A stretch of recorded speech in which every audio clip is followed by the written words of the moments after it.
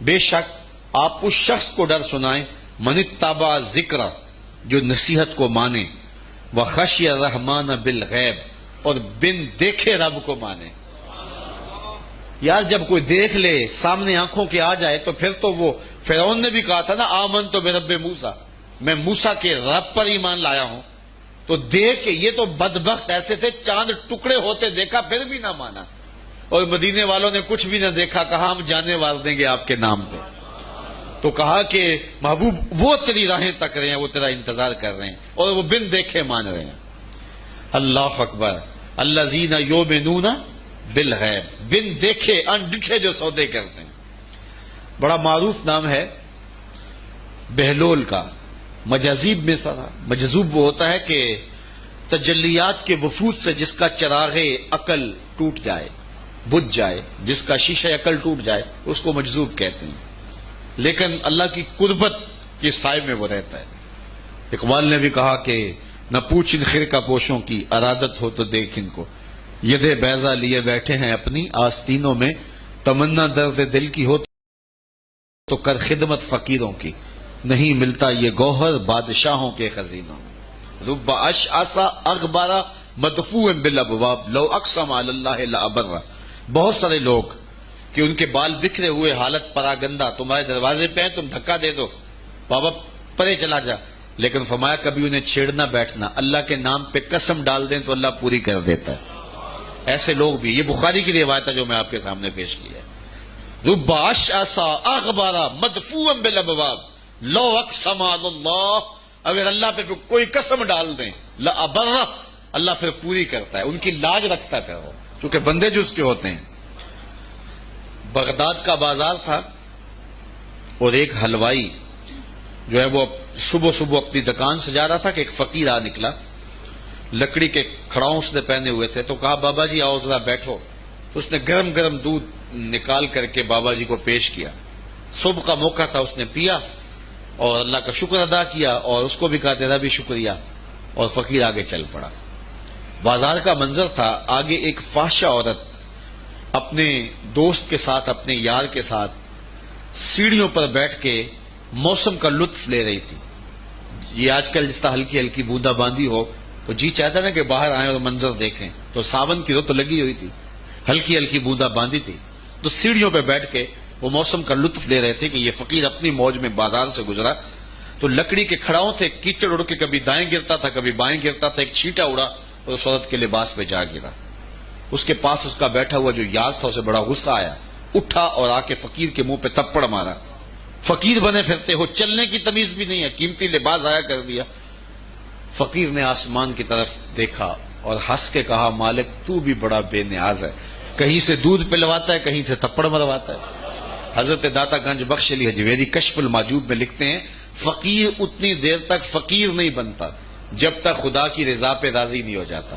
بلیا لوکی تینوں کافر کافر آکھن تو آہو آہو آکھ، جب تک یہ کیفیت نہیں ہو جاتی فقیر فقیر نہیں بنتا۔ کہا مالک تیری بھی عجیب شان ہے، کہیں سے دودھ پلواتا ہے کہیں سے تھپڑ مرواتا ہے۔ یہ کہہ کے فقیر آگے چل پڑا۔ وہ عورت چھت پہ جانے لگی تو پاؤں پھسلا سیڑھی سے تو سر کے بل گری، چوٹ کوئی ایسی آئی کہ موقع پہ فوت ہو گئی۔ شور مچ گیا کہ فقیر نے کوئی بد دعا دی تھی آسمان کی طرف منہ کر کے، تو یہ قیمتی جان چلی گئی۔ فقیر ابھی بازار کے دوسرے کونے تک نہیں پہنچنے پائے تھے کہ پکڑ لیے گئے۔ لوگوں نے کہا فقیر بنے پھرتے ہو، حوصلہ بھی نہیں رکھتے ہو، کیا ہوا میاں؟ کہا تم نے بد دعا دی اور عورت کی جان گئی۔ کہا واللہ میں نے تو کوئی بد دعا دی تھی۔ کہا نہیں، تیری بد دعا کا کیا دھرا ہے، لوگوں نے جو ہے وہ ضد کی کہ تو نے کوئی بد دعا دی تھی تب ایسا ہوا ہے۔ جب لوگوں نے ضد کی نا، اس نے کہا اگر سچی بات پوچھتے ہو نا تو میں نے بد دعا کوئی نہیں دی، یہ اصل میں یاروں یاروں کی لڑائی ہے۔ کہا وہ کیا؟ کہا جب میں گزر رہا تھا تو میرے پاؤں سے چینٹا اڑا، اس عورت کے لباس پہ پڑا تو اس کے یار کو غصہ آیا، اس نے مجھے مارا، پھر میرے یار کو بھی غصہ آ گیا۔ تو کہا رب اشعث اغبر مدفوع بالابواب لو اقسم علی اللہ لابر۔ اولاد کی تربیت ہمارے ذمہ لازم ہے، اور اس تربیت کا بہترین ذریعہ ہماری اپنی تربیت ہے۔ اولادیں ہماری گفتگو کو تھوڑا، ہمارے عمل کو زیادہ قبول کرتے ہیں۔ آج لوگ ہمارے پاس آتے ہیں جی ہمارا بچہ نماز نہیں پڑھتا، چلو ہم نہیں پڑھتے یہ تو پڑھے، تو میں کہتا ہوں یہ کیوں پڑھے؟ جب تم مصلی بچھاؤ گے تو یہ بھی بچھائے گا.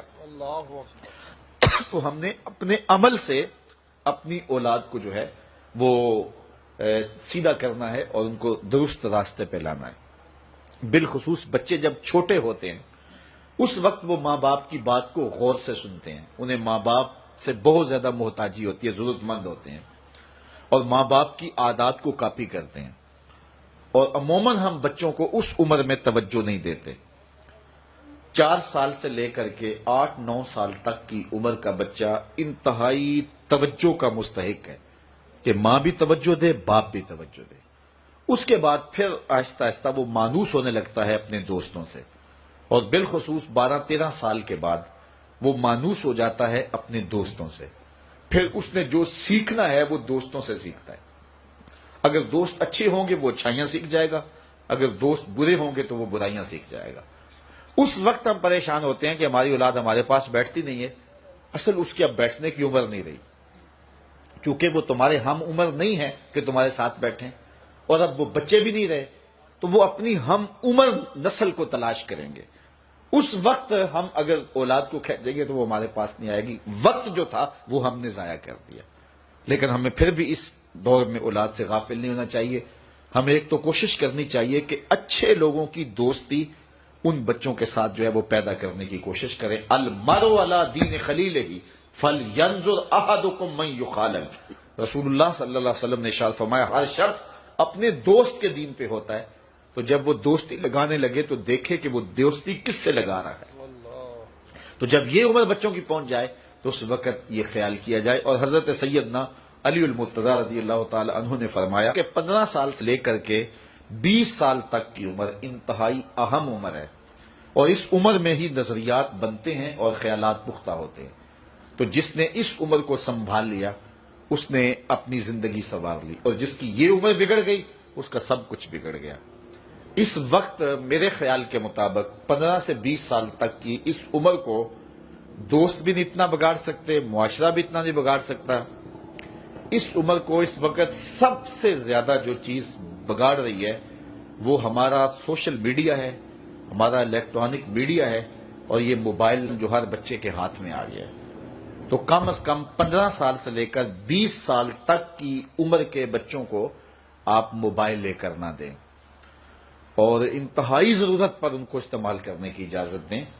باقی ان کو اس عمر کے اندر اگر آپ نے اجازت فراہم کر دی اور وہ آپ کے کہے میں نہ رہے تو یہ ایسی بربادی ہے، ایسی تباہی ہے کہ جس کا ازالہ بعد میں بہت مشکل ممکن ہوگا. اس لیے اس وقت سب سے زیادہ ہمیں جو چیز نقصان پہنچا رہی ہے، ہماری معاشرت کو جو چیز کھوکھلا کر رہی ہے وہ یہ چیز ہے. یہ میں کل کی ایک رپورٹ پڑھ رہا تھا انڈیا کی، کہ انڈیا کا جو معاشرہ ہے اس میں جو نوجوان ہیں وہ بالکل اس میڈیا کی وجہ سے برباد ہو گئے، اور پاکستان میں بھی اس کے اثرات جو ہیں وہ بہت سارے ہیں. لیکن یہاں اب بھی کوئی شرم و حیا موجود ہے، لیکن اگر ہم نے اپنی نسل کے آگے بند نہ باندھا تو یہ میڈیا مغرب کی جانب سے ہماری معاشرتوں کو تباہ کرنے کے لیے ایک ہتھیار کے طور پہ استعمال کیا جا رہا ہے، اور ہماری نسل بڑی تیزی کے ساتھ جو ہے اس کا شکار ہو رہی ہے، اور گھر لٹ رہے ہیں. شرم و حیا وہ جو ہے وہ اس کا جنازہ نکل رہا ہے. تو اس حوالے سے والدین کو خصوصی توجہ دینے کی ضرورت ہے. پھر ہاتھ ملیں گے تو پھر جو ہے وہ اس کا کوئی علاج نہیں ہوگا. لکھا ہے وہ ہمیں مل کے رہے گا. شیخ سعدی شیرازی فرماتے ہیں یہ کبھی نہیں ہوتا کہ مقدر کا لکھا نہ ملے، ہمارے اوپر صرف کوشش کرنا ہے. انہوں نے بڑی خوبصورت مثال دی کہ ایک بندہ جا رہا تھا جنگل میں تو اس نے دیکھا کہ ایک لومڑی ہے جس کے پاؤں بھی کٹے ہیں، ہاتھ بھی کٹے ہوئے. تو اس نے کہا مالک تو اس کو کیسے رزق دیتا ہوگا؟ تو وہ ایک درخت پہ چڑھ کے بیٹھ گیا. ایک شیر آیا، اس نے شکار کیا اور کچھ کھایا اور باقی بس خوردہ چھوڑ کے چلا گیا. یہ رینگتی ہوئی آگے بڑھی اور وہ جو بچہ کھچا تھا اس نے وہ کھا لیا. تو اس کا بڑا یقین کامل ہو گیا. اس نے کہا کہ مالک تو کتنا کریم ہے، اس کو بھی رزق دیتا ہے. ایک غار میں جا کے بیٹھ گیا. جب وہ بے دست و پا لومڑی کو رزق دیتا ہے انہیں تو پھر انسان. ایک پہر گزرا، 2 پہر گزرے تو حاطف سے آواز آئی میرے بندے میں تجھے بھی دوں گا لیکن شیر بن لومڑی نہ بن. شیر بن لومڑی نہ بن کہ خود بھی کھا اور اوروں کو بھی کھلا. تو قسمت کا ہے جو مل کے رہتا ہے. اب کوئی شیر بن کے لے لے یا لومڑی بن کے لے لے، حرام ذریعہ اختیار کر لے یا حلال ذریعہ اختیار کر لے، اب یہ ہمیں اس نے اختیار دیا ہے۔ فَلَنُحْيِيَنَّهُ حَيَاتًا طَيِّبَةً، اللہ فرماتا ہے کہ جو میرا ہو جائے پھر میں ستھری زندگی دے دیتا ہوں، میں پاکیزہ زندگی دے دیتا ہوں، میں نورانی زندگی عطا کر دیتا ہوں۔ تو یقیناً جو اس کے ہو جائیں پھر اللہ اس کا ہو جاتا ہے۔ فَلَنُحْيِيَنَّهُ حَيَاتًا طَيِّبَةً کا روپ چڑھتا ہے ان کے چہرے کے اوپر، زندہ ہوتے ہیں تو خوبصورت زندگی گزارتے ہیں، اور جب اس دنیا سے جاتے ہیں تو پھر بھی خوبصورت زندگی گزارتے ہیں۔ اللہ تعالی ہمیں ایسا کر دے کہ مرنے کے بعد بھی ہمارے چہرے پہ رسول اللہ کے انوار کا عکس نمایاں ہو، اور دنیا کی زندگی میں رہیں تو ہم طمانیت کی زندگی، سکھ اور چین کی زندگی گزاریں۔ صبح سے لے کر شام تک ٹینشن، مصیبت، پریشانیاں، کیا ضرورت ہے اتنا کچھ لینے کے لیے؟ درود پڑھتے جاؤ، زندگی گزارتے جاؤ، زندگی سوکھی گزارو، زندگی اوکھی نہ گزارو، جو اللہ نے دے دیا اس پہ راضی ہو جاؤ، بس ٹھیک ہے۔ اگر کوئی لوگ تمہیں گالیاں دیتے ہیں، برا کہتے ہیں، کوئی بات نہیں، بلیا لوکی تینوں کافر کافر آکھن، تو آہو آہو آخ۔ کوئی تکلیفیں دیتا ہے پھر بھی پریشان نہ ہو، رزق تھوڑا ہے تب بھی پریشان نہ ہو، زیادہ ہے پھر بھی ٹینشن نہ لو، اللہ کا شکر ہے، اللہ نے جس حال میں رکھا ہے۔ اور سنو، میں کہتا ہوں کہ یہ ٹینشن فری حدیث ہے۔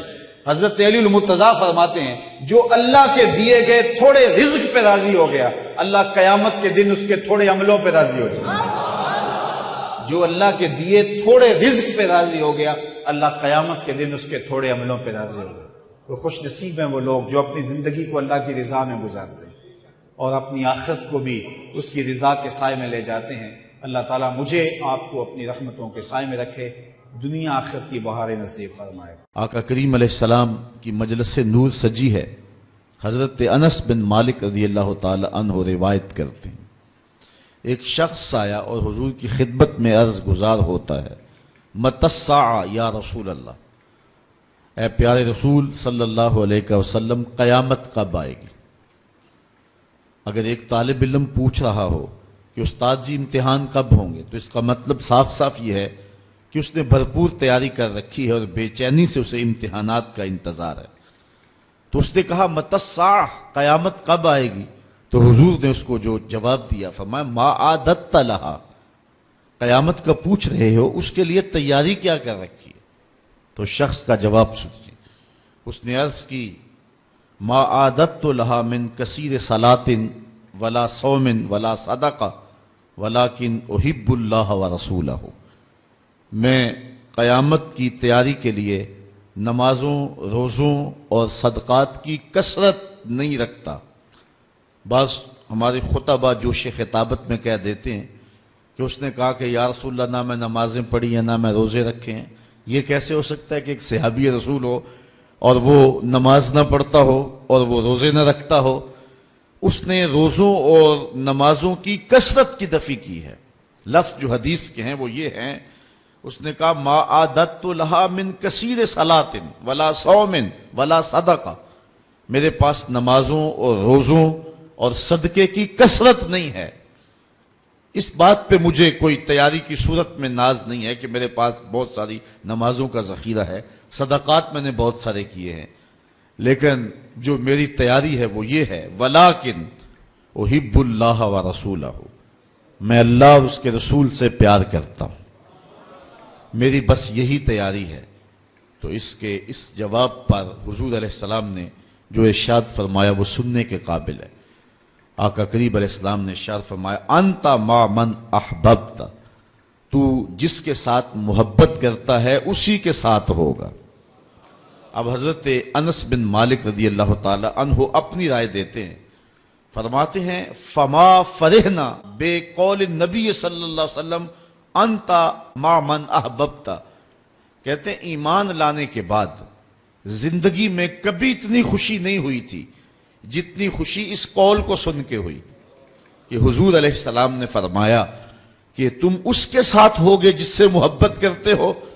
تو حضرت انس رضی اللہ تعالی عنہ مزید فرماتے ہیں انا احب النبی و ابا بکر و عمر و ارجو ان اکون بحبی ایاہم وَإِن لَمْ آمَلْ بِمِثْلِ آمَالِهِمْ، کہتے ہیں میں اللہ کے رسول سے پیار کرتا ہوں، میں حضرت ابو بکر سے پیار کرتا ہوں، میں حضرت عمر سے پیار کرتا ہوں، اور ان کی محبت کی وجہ سے میری خوش نصیبی کہ میں ان لوگوں کے ساتھ ہوں گا۔ اگرچہ میرے اعمال ان کے اعمال جیسے نہیں ہیں، لیکن حضور کا یہ فرمان تو جس سے پیار کرتا ہے اس کے ساتھ ہوگا۔ فرماتے ہیں کہ پھر ہماری خوشی کی انتہا نہ رہی، اور ایمان لانے کے بعد صحابہ سب سے زیادہ اگر کسی قول پہ خوش ہوئے ہیں، کسی بات پہ بہت زیادہ انہیں فرحت ہوئی ہے، تو وہ اس بات پہ فرحت ہوئی ہے کہ حضور نے ارشاد فرمایا انتا ما من احببتا، تو اس کے ساتھ ہوگا جس کے ساتھ نہیں اب تھمنا نہیں، فردوس میں جا کر دم لینا، آفاق کے ہر ہر گوشے میں قرآن سنا کر دم لینا، اب رکنا نہیں اب تھمنا نہیں۔